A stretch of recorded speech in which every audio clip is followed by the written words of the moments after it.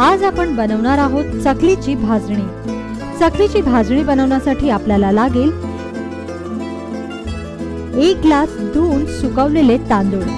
लक्षात ठेवा की चकलीच्या भाजणीसाठी लागणारे तांदूळ आदल्या दिवशी धुवून सुकवून ठेवावेत। 1 वाटी चण्याची डाळ, 1 वाटी मूग डाळ, 1 वाटी उडीद डाळ, अर्धी वाटी पोहे, 2 टेबलस्पून जिरे आणि 2 टेबलस्पून धणे। प्रथम एका पॅन मध्ये सर्वात आधी तांदूळ घ्या आणि ते छान परतून घ्या।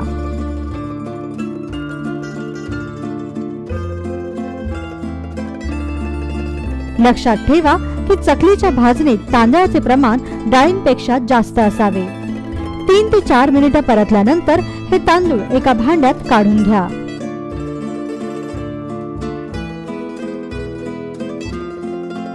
आता तापलेल्या या पॅन मध्ये चण्याची डाळ घ्या आणि सोनेरी रंगावर परता।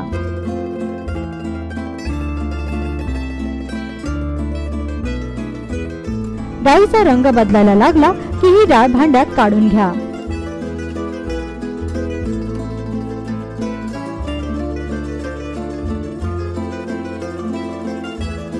यानंतर मुगाची डाळही अशाच प्रकारे परतून भांड्यात काढून घ्या।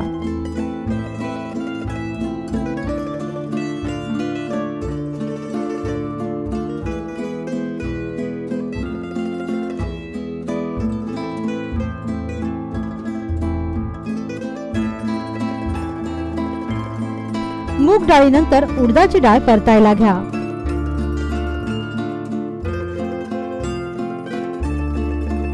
डाळीचा छान खमंग सुवास सुटला की साधारणतः 3 ते 4 मिनिटांनी उडदाची ही डाळ भांड्यात काढून घ्या।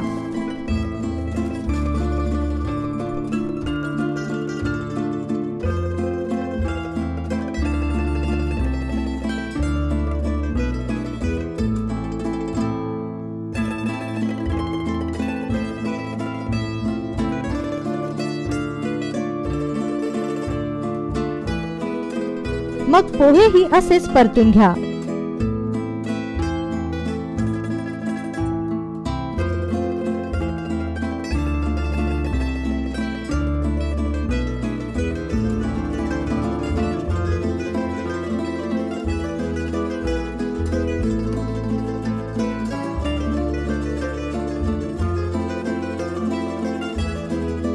आणि सर्वात शेवटी जिरे व धने असेच परता आणि भांड्यात काढून घ्या।